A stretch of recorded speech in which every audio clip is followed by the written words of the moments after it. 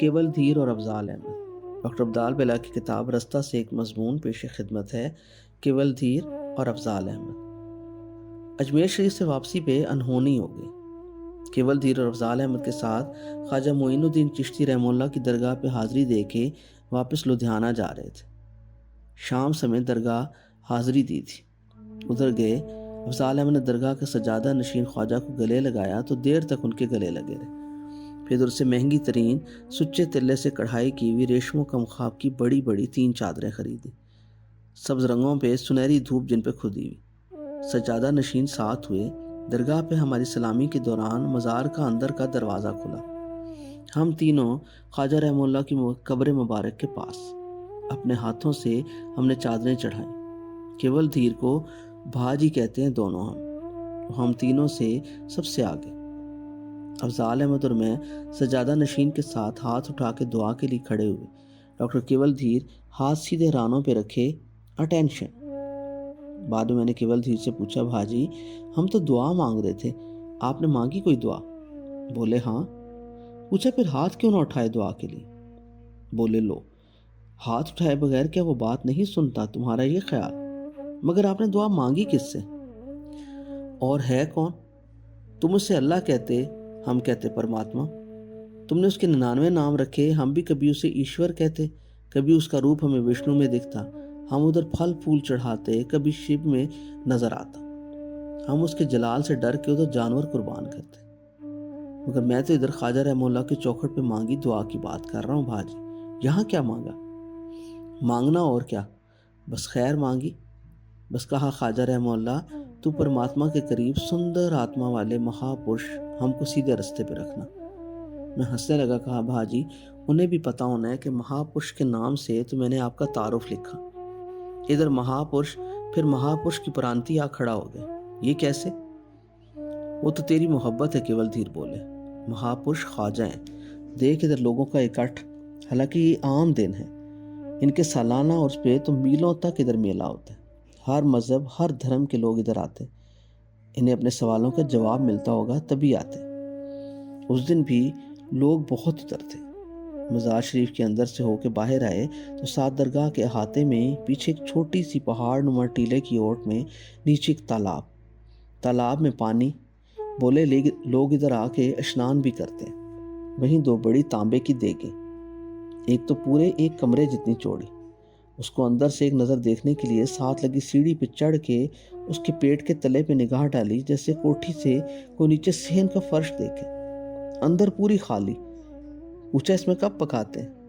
پتا چلا عرس کے دنوں میں، من و من کھانا اس میں ایک وقت میں پک جائے، ہزار لوگ وہ کھا سکیں۔ معلوم ہوا یہ مغل اعظم شہنشاہ اکبر نے بنوائی تھی اپنے شہزادے سلیم کی پیدائش کی خوشی میں۔ ادھر آگرہ سے ننگے پیر آ کے سلام کرتے ہوئے۔ پھر شہزادہ سلیم جب جہانگیر بادشاہ کے نام سے تخت پہ بیٹھا تو وہ بھی ادھر حاضر ہوا اور وہ ساتھ والی چھوٹی دیگ ادھر بنوا کے بھیجی۔ چھوٹی دیگ بڑی سے آتی، من و من کھانا اس میں بھی پک سکتا تھا۔ پکاتے کیا ہیں؟ جو بھی پکاؤ پک جاتا۔ نیچے دیکھ ہلاؤ جلانے کے لیے چولہا بھی پورے کمرے جیسا۔ پہلے سب کچھ ان دیگوں میں پکتا تھا، اب صرف ان میں میٹھا حلوہ یا کھیر پکاتے ہیں۔ کیوں؟ تاکہ ہر دھرم کا بندہ ان دیگوں میں پکا کھا لے۔ کھایا کھانا ہم نے بھی ادھر درگاہ سے باہر نکل کے، ہوٹل ہی ہوٹل، ریسٹورنٹ ہر طرح کے، ادھر کباب تکے گوشت بھنا ہوا سب ملتا۔ ایک ریسٹورنٹ میں ہم گئے، خوب تکے کباب کوفتے اور پلاؤ کھائے۔ کیول دھیر بھی گوشت کھا لیتے ہیں۔ کئی بار وہ اسلام آباد آ کے میرے گھر رکے، گھر کے ایک کمرے کو تو میں نے انہی کے نام منسوب کر رکھا ہے۔ گھر میں اکثر فون پہ بھی ان سے بات ہوتی، پوچھتے کدھر بیٹھے ہو؟ وہ گھر کا ہر کونا ہر گوشہ جانتے۔ باہر آگے لان میں درختوں کے جھنڈ میں لگے جھولے پہ بھی وہ بیٹھے، گھر کے پیچھے پھلوں کے درختوں میں لگے گھونسلوں سے بھی واقف، اور گھر کی بیسمنٹ میں بنے اسٹڈی میں تو ان کے ساتھ زیادہ وقت گزرا۔ اکثر میں انہی کے کمرے میں آیا بیٹھا ہوتا، ٹیلی فون پہ کہتا بھاجی آپ کے کمرے میں بیٹھا ہوا۔ وہ لدھیانہ میں بیٹھے فون پہ مسکرا دیتے۔ اس دن خواجہ رحمہ اللہ کی درگاہ سے نکلتے ہوئے بھی وہ مسکرا کے اپنے سکھ ڈرائیور سے بولے، چل بھائی اب سیدھے لدھیانے۔ آئے تو ہم دہلی آگرہ سے ہوتے ہوئے، اب دوسری رات تھی، درمیانی چوڑی سڑک جس پہ دونوں طرف سے گاڑیاں آ جا رہی تھیں۔ نکلتے نکلتے ہمیں رات پڑ گئی۔ گاڑی بڑی لمبی چوڑی آرام دہ تھی، اس کی ہیڈ لائٹس کے آگے سڑک ادب سے بچھی ہوئی تھی۔ پہلے سڑک کنارے کچھ درخت نظر آئے، پھر سڑک کے دائیں بائیں سب ریت۔ راہ میں اونگتے اونگتے میٹھی نرم نرم سی باتیں کرتے۔ صحرا کے بیچوں بیچ کوئی 1.5-2 گھنٹے گاڑی چلی تو آگے 2 رستے آ گئے۔ سکھ ڈرائیور نے تھوڑی دیر گاڑی روکی، کچھ سوچتا رہا، ادھر ادھر گردن گھمائی۔ دونوں سڑکوں پہ کوئی تختی نہیں لگی تھی۔ کیول دھیر نے بھی اونگ کے سر ادھر ادھر ہلایا، منہ سے کچھ نہ بولے۔ ڈرائیور نے گاڑی بائیں طرف کی سڑک پر موڑ دی۔ گاڑی اس کی تیز، آگے پیچھے سے اس رستے پہ کوئی گاڑی نہ دکھی۔ میں ہنسنے لگا۔ کیول دھیر بولے، ہنسے کس بات پہ؟ کہا، بھاجی آپ کا ڈرائیور گاڑی پاکستان کی طرف لے جا رہا ہے۔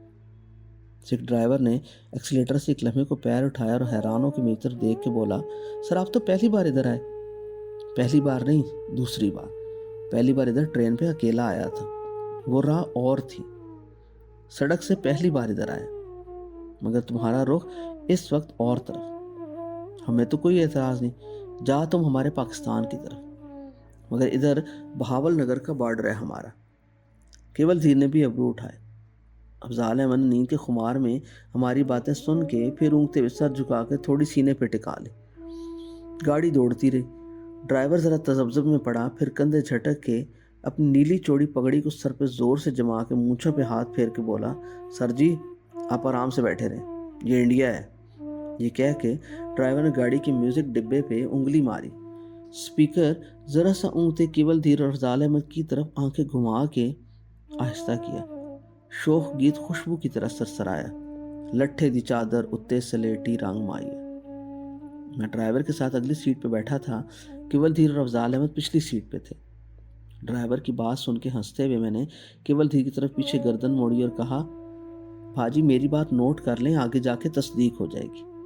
گاڑی جا پاکستان کی طرف رہی ہے۔ پچھلے چوک سے ڈرائیور ہمارا یار غلط موڑ گیا، ادھر ہی واپس جا کے مڑنا پڑے گا۔ دائیں طرف جاتی سڑک بھٹنڈا جائے گی، فیروز پور ادھر دائیں طرف، ادھر راہ جانی ہے لدھیانہ کو۔ او نا جی میں ٹھیک جا رہا۔ سکھ ہنس کے میری ران پہ ہاتھ مار کے بولا، اے انڈیا ساڈا ملک بادشاہ۔ اور ڈرائیور بولا، دیکھ لینا آگے چل کے۔ کوئی 20-25 منٹ ڈرائیور نے گاڑی دوڑائی تو ایک دم آگے لگے ایک پھاٹک کے دروازے کو بند دیکھ کے گھبرا کے گاڑی روکنے لگا۔ ادھر ہندی میں لکھا بڑا سا بورڈ بھی تھا۔ گاڑی کی تیز ہیڈ لائٹس میں بورڈ پہ لکھے لفظ ڈرائیور کے علاوہ کیول دھیر نے بھی پڑھ لیے۔ میری بات ہوئی نا سچ؟ کیا لکھا بورڈ پہ؟ میں ڈرائیور سے پوچھنے لگا۔ او سر جی حیرانی ہے، آگے تو ملک کی ریکھا ہے، آپ کا پاکستان ہے۔ کیول دھیر بھی ہنسے۔ افضال احمد کی آنکھوں سے ایک دم غنودگی ختم ہو گئی۔ وہ حیرانی سے گردن گھما کے ادھر ادھر دیکھے اور کیول دھیر سے کہے، بھاجی یہ تو بات اس کی سچ نکلی۔ ڈرائیور خفت سے سر جھکائے گاڑی سڑک پہ گھما کے رخ موڑنے لگا۔ کیول دھیر ہنس کے بولے، او دروازہ کھلتا ہے میں تو اس نے 150-200 سال پرانا انڈیا ایسا محفوظ کیا جو ہماری کسی ریکھا کسی زبان میں یوں نہیں لکھا گیا۔ مغلوں سے لے کر انگریز انڈیا کے کلچر کو کیسے جا کے دیکھا اور لکھ دیا۔ یونائٹڈ انڈیا کا وہ قدیم اثاثہ محفوظ کرنا ضروری تھا، کسی نے نہیں کیا۔ دروازہ کھلتا ہے میں اس نے کیا، تبھی تو ضخیم ترین ناول کو ہندی میں نے ترجمہ کیا۔ اتنے بڑے ناول کا ترجمہ کرنا کوئی آسان کام تھوڑی تھا۔ بس ہو گیا۔ او بھاجی آپ کے ڈرائیور کی بات تھی، میں ہنستے ہوئے بات ٹالتے ہوئے بولا۔ میری اس نے نہیں سنی، دیکھا اب؟ افضال احمد بھی آنکھیں پھاڑے مجھے دیکھے۔ ڈرائیور بھی کھسیانہ ہو کے گاڑی گھما کے پھر واپس اسی چوک کی طرف جانے لگا جہاں سے غلط موڑ گیا تھا۔ دیکھ سارا کام موڑنے سے ہوتا ہے۔ کیول دھیر بولے، ایک موڑ مڑا اور بندہ کہاں سے کہاں پہنچ گیا۔ گاڑی کو موڑ کے چلاتا پہنچ گیا ڈرائیور پیچھے موڑ تک۔ رات کا وقت تھا، آگے پیچھے سڑک پہ کوئی گاڑی نہ تھی۔ گاڑی کا رخ اب سیدھا تھا۔ ڈاکٹر کیول دھیر پیچھے بیٹھے بیٹھے افضال احمد سے بولے، یار اس بندے سے دیکھ، یہ پڑوس کے ملک کے آ کے ہمیں ہمارے رستے سمجھاتا ہے، کیسے اسے پتہ چل جاتا ہے؟ افضال احمد حیرانی سے ادھر ادھر سارے ہلائے، بولے میری تو سمجھ سے سب اوپر۔ ادھر دیکھا تھا اجیت کور کی سارک کانفرنس میں، نیپال کی ساری شاعرار ناول نگار اس کے پاس ہاتھ جمع ہوئی، کھڑی ہو کے اس سے ادب سے ہاتھ ملائیں۔ تو افضال احمد بولتے بولتے ہنسے۔ وہ تو اس لیے کہ اتنا بڑا پبلشر ہمارے ساتھ، افضال احمد سنگ میر پبلیکیشنز والا۔ وہ توبہ، افضال احمد کانوں کو ہاتھ لگا کے بولے، توبہ توبہ بھاجی، وہ بھی میری دیکھا دیکھی کیول دھیر کو بھاجی کہتا۔ بولا بھاجی یہ بندہ نہیں، کوئی جن ہے، میری تو عقل کام نہیں کرتی، جو اس کے ساتھ آتے ہوئے میں دیکھتا ہے۔ اف، واگا سے میرے ساتھ آیا، واگا پہنچے تو ادھر سب کو اتر کے آگے پیدل جانا پڑتا ہے۔ ادھر بھی سیکیورٹی پہ کھڑا رائفل والا بندہ گاڑی کا نمبر دیکھ کے سلام کر کے دروازہ کھولنے لگا۔ افضال احمد شروع سے تفصیل بتانے لگا۔ پھر کیول دھیر بولا، پھر کیا؟ آگے اندر گئے تو امیگریشن والا اس کے لیے ادب سے کھڑا، کسی نے ہم نے اپنا سوٹ کیس بھی نہ اٹھانے دیا، خود اٹھائیں جتنی دیر پاسپورٹ پہ مہریں لگی۔ وہ اپنے دفتر میں بٹھا کے چائے بسکٹ سے تواضع کرتے۔ ادھر تو جو ہوا سو ہوا، بارڈر کراس کر کے بھاجی آپ کی طرف آئے تو آپ کے امیگریشن والے بھی اس کے تابع دار۔ یہ کیا چکر مجھے سمجھ نہیں آیا۔ افضال احمد ہنستے ہوئے کیول دھیر سے پوچھنے لگا، وہ بھاجی سارا کمال اس پبلشر کا ہے، اردو ہندی سب زبانوں میں چھاپ کے کتابیں پوری دنیا میں پھیلا دیں، ورنہ مجھ مسکین کو کون جانتا۔ لو پتہ میرا ویزا اس نے کون سا لگوایا؟ افضال احمد کیول دھیر سے بولا، سارک ویزا، ملٹیپل انٹری، پورا انڈیا۔ مزے کی بات، انڈیا کا ویزا بھی میرا اس نے ساتھ لگوایا۔ آپ کے امیگریشن والے دونوں ویزے دیکھ کے بولے کس پہ مہر لگائیں، پھر یہ بولا سارک۔ کیول دھیر مجھ سے پوچھنے لگے، یہ کیا بھید ہے یار، یہ کیسے لگوائے، مجھے بتا۔ گاڑی اب سیدھی سڑک پہ بھاگی جا رہی تھی۔ ابھی تک راہ کے ارد گرد ریت بھرے ریگزار تھے۔ ہمارے پانی چرا کے انہوں نے اپنے راجستھان میں ہریالی اگانا شروع کر دی تھی۔ پودے بھی چھوٹے چھوٹے تھے، جیسے نہ لگائے تھوڑا عرصہ ہوا۔ گاڑی کی ہیڈ لائٹ میں سڑک کنارے ریت پیروں میں پھیلائے چھوٹے چھوٹے بچوں کی طرح پودے ایڑیاں اٹھائے کھڑے تھے۔ گاڑی سڑک پہ بھاگی جا رہی تھی اور کیول دھیر مجھ سے پوچھ رہے تھے کہ افضال احمد کا سارک ویزا کیسے لگوائے۔ بھاجی افضال احمد تو ادھر آنے کے موڈ میں نہیں تھا۔ میں نے پیچھے مڑ کے افضال احمد کے گھٹنے پہ ہاتھ مارا۔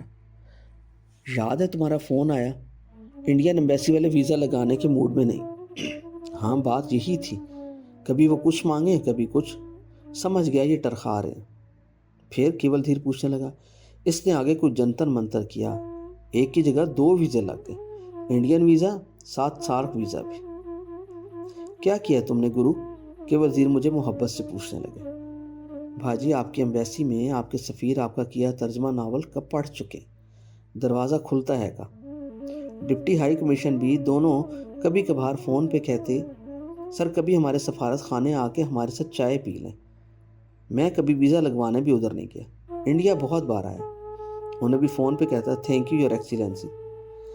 اس بار افضال احمد نے جب ادھر آنے سے کوئی 3 دن پہلے مایوسی سے کہا کہ بھئی انڈین ایمبیسی کا تو موڈ نہیں لگتا، مشکل ہی ہے میرا جانا۔ تب میں نے اسے کہا مجھے اپنا پاسپورٹ دو، میں سارک لگوا لوں۔ یہ بولا پاسپورٹ تو انڈین ایمبیسی میں جمع ہے۔ تب میں نے فون گھمایا آپ کے ہائی کمیشن کو، سفیر صاحب کو۔ بڑے پیار سے وہ بات کرنے لگے، باتوں میں ناول کے ہندی ترجمے کا حوالہ دیتے۔ میں نے کہا یور ایکسیلنسی، جس پبلشر نے پہلی بار پاکستان سے ہندی زبان میں میرے ناولوں کے ترجمے چھاپے، اس سے اس بار سارک کانفرنس سے دعوت آئی ہے، وہ میرے ساتھ جائے گا انشاءاللہ۔ Most welcome. آپ کا ویزا لگ گیا؟ آپ کے سفیر نے پوچھا۔ میں نے کہا یور ایکسیلنسی، میرے پاس سارک ویزا ہے، پبلشر افضال احمد کا پاسپورٹ آپ کے پاس جمع ہے۔ او سر، وہ سمجھنے لگ گیا، میں نے نام نوٹ کر لیا، آپ کل وصول کروا لیں، سفیر صاحب بولے۔ بہت شکریہ ادا کیا۔ اگلے دن ڈپٹی ہائی کمیشن انڈیا کو فون کیا، وہ بھی اتفاق سے باتیں کرے، کہا کل آپ کے ہائی کمیشن نے پبلشر افضال احمد کے ویزے کی بات کی تھی۔ جی وہ لگ گیا، میں کل آؤں؟ شیور۔ دن اب درمیان میں 2 رہ گئے تھے۔ میں نے آخری ورکنگ ڈے پہ احتیاطاً سارک ویزا افضال احمد کے لیے لے لیا۔ اسے پاسپورٹ پہ لگوانے کے لیے پاسپورٹ چاہیے تھا۔ انڈین ایمبیسی پھر فون کیا، اس بار ان کے ویزا کونسلر کو۔ وہ بولا ہاں جی پاسپورٹ تو ہے ہمارے پاس ان کا، ابھی ہم نے ویزا نہیں لگایا۔ تب میں حیران، کہا آپ جھوٹ بول رہے ہیں یا آپ کی his Excellency? High commission, deputy high commission نے بھی تصدیق کی تھی، آپ کہہ رہے ہیں ویزا لگا ہی نہیں۔ آپ تینوں میں سے جھوٹا کون؟ فون پہ میرا لہجہ غصے کا تھا۔ ویزا کونسلر کہنے لگا، سر آپ ڈانٹے تو نہ۔ ڈانٹ نہیں رہا، حیران ہو رہا ہوں۔ اور دیکھ، سوموار کو ہم نے لاہور سے جانا ہے، اس دن ہفتہ تھا۔ بولا آج تو ہماری ایمبیسی بند، میں نے کہا جو مرضی ہو, مجھے آپ کا ویزا نہیں چاہیے. آپ کے سفیر صاحب اور ڈپٹی سفیر صاحب نے مجھے جھوٹی تسلی دی. اس کا مطلب؟ وہ کہے نہیں سر, پھر آپ سچ نہیں کہہ رہے. وہ چپ. میں کہوں بس مجھے آپ کا ویزا نہیں چاہیے, مہربانی فرما کے مجھے ان کا پاسپورٹ دے دے, میں آ رہا ہوں. وہ کہے سفارت خانہ آج بند ہے. میں کہوں کھلواؤ, 1 گھنٹے تک پہنچ رہا ہوں. 1 گھنٹے بعد گیا, وہ خود آیا ہوا تھا. پاسپورٹ پہ اس نے انڈیا کا ویزا بھی لگایا ہوا تھا. اس پاسپورٹ پہ سارک ویزا, انڈیا سمیت 8 ملکوں کا ویزا, نیپال, بھوٹان, بنگلہ دیش, مالدیو, سری لنکا, افغانستان, سب طرف جب چاہو جاؤ. وہ بھی بار بار ملٹیپل انٹری. افضال احمد لاہور بیٹھا تھا مایوس ہو کے. ویزا 1 نہیں جب 2 لگ گئے, تب میں نے افضال احمد کو فون کیا کہ بیگ میں کپڑے رکھو, اتوار کو لاہور آ رہا ہوں, سوموار کو صبح واگا سے ادھر واگا میں دونوں طرف اس پبلشر کی چھپی اردو ہندی کی کتابیں لوگوں نے ڈیوٹی پہ موجود افسروں نے پڑھی ہوئی تھی. میرا کیا کمال, چھاپی وہ خود اس نے. ترجمہ ناول کا ہندی میں بھاجی آپ نے کیا, میں کدھر ان دونوں میں, نہ 3 میں نہ 13 میں. وہ دونوں ہنسنے لگے. ہاں تم کچھ نہیں, اس میں تم صرف اس کے مصنف ہو. لو, مصنف کو کون دیکھتا ہے؟ کیوں؟ پتہ ہے کالج میں نئے نئے گئے تو پروفیسر نے کہا فلم کیسے دیکھتے ہو. تھوڑی دیر چپ رہا, پھر بولا سر اس فلم کے اداکار دیکھ کے, ان کے نام پڑھ کے. پروفیسر نے سر پہ ہاتھ مارا, بولا بچے اب تم بڑے ہو گئے ہو, کالج میں ہو, کالج بھی گورنمنٹ کالج لاہور میں, بچوں والی باتیں نہ کرو. فلم سلیکٹ کرنے کے وقت فلم کا ڈائریکٹر دیکھتے ہیں. پھر پوچھنے لگے اور کتاب خریدنے جاؤ تو کیا دیکھتے ہو, کیسے کرتے ہو انتخاب؟ جی آتھر کو دیکھ کے. نہ, پروفیسر نے سر ادھر ادھر ہلایا, بولا کتاب ڈھونڈنی ہے پائے کی تو ہمیشہ اونچے پبلشر کی چھپی کتابوں میں سے کتاب خریدو. سمجھے؟ پروفیسر نے اس وقت سمجھایا تھا. دیکھیں پہلے فیروز سنز لاہور کا ڈنکا بجتا تھا, وہ میری کتابیں چھاپتا تھا. اب بھاجی آپ نے انڈین ٹیلی ویژن پہ آن ریکارڈ کہا کہ سنگ میر پبلیکیشنز ادبی کتابوں کا ایشیا میں سب سے بڑا پبلشر ہے بھی. کیول دیر مسکرا کے بولے. افضال احمد عاجز سے کانوں کو ہاتھ لگائے. توبہ میری توبہ بھاجی, یہ بندہ نہیں, توبہ. واقعہ میں سرحد کے دونوں طرف اسے پروٹوکول. افضال احمد حیرانی سے آنکھیں پھاڑے, کیول دھیر کو بتائیں. اندھیرے میں گاڑی کے اندر اس کی آنکھیں چمکی. میری آنکھیں اس وقت چمکیں جب واگا سے لدھیانہ وہ اپنی اسی گاڑی میں لے جاتے ہوئے جلندھر گزر کے مجھے بولے ابدال تم ایک سرپرائز. بوجھو کیا؟ میں حیرانی سے انہیں دیکھوں. افضال احمد مجھے دیکھ کے مسکرائے. سمجھ ہم دونوں کو نہ ہے کہ بات کیا ہے. کیا بھاجی؟ سرپرائز یہ کہ ابدال تمہیں لدھیانہ لے جانے سے پہلے تمہارے دادا کی قبر بھی لے کے جا رہا ہوں. ماؤ میو وال, کیول دھیر بولے. اوہ واہ, میں خوشی سے اچھلنے لگا.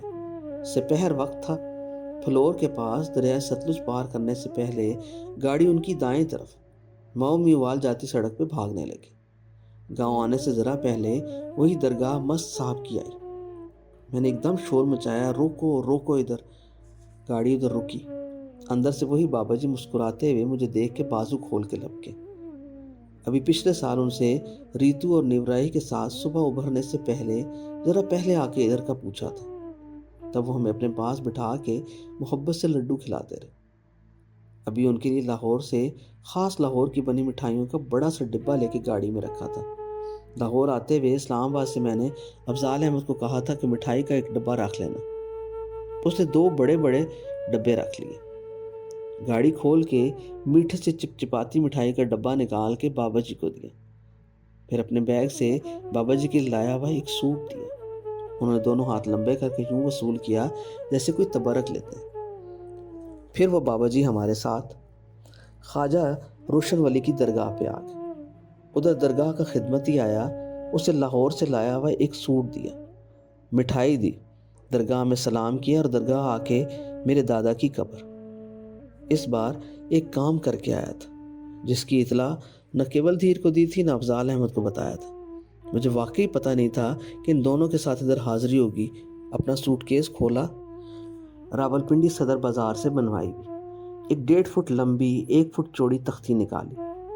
اس پہ لکھا تھا یہ قبر ہے بابا بیلا کی. نیچے ایک چوکٹے میں انگریزی میں چھپا ہوا تھا کہ بابا بیلا کی پوری زندگی کی روداد ابو الفضل کے نام سے اردو کے سب سے ضخیم ناول دروازہ کھلتا ہے میں موجود ہے, جو ان کے پوتے پاکستان کے نامور ناول نگار ابدال بیلا نے تحریر کیا، اس کا ہندی زبان میں ترجمہ انڈیا کے عظیم رائٹر ڈاکٹر کیول دھیر نے کیا، اور جسے پاکستان کے سب سے بڑے پبلیکیشنز ہاؤس سنگ میل پبلیکیشنز لاہور افضال احمد نے اردو اور ہندی زبانوں میں شائع کی۔ میں وہ تحریر پڑھوں، مجھے وہ پلیٹ بنواتے ہوئے معلوم نہیں تھا کہ جب یہ پلیٹ دادا کی قبر پہ رکھوں گا وہ دونوں میرے ساتھ کھڑے ہوئے یہ چوکٹا پڑیں گے۔ میں خود حیران، مختلف لوگوں کے رستے کبھی کبھی کہیں کیسے ایک ہو جاتے۔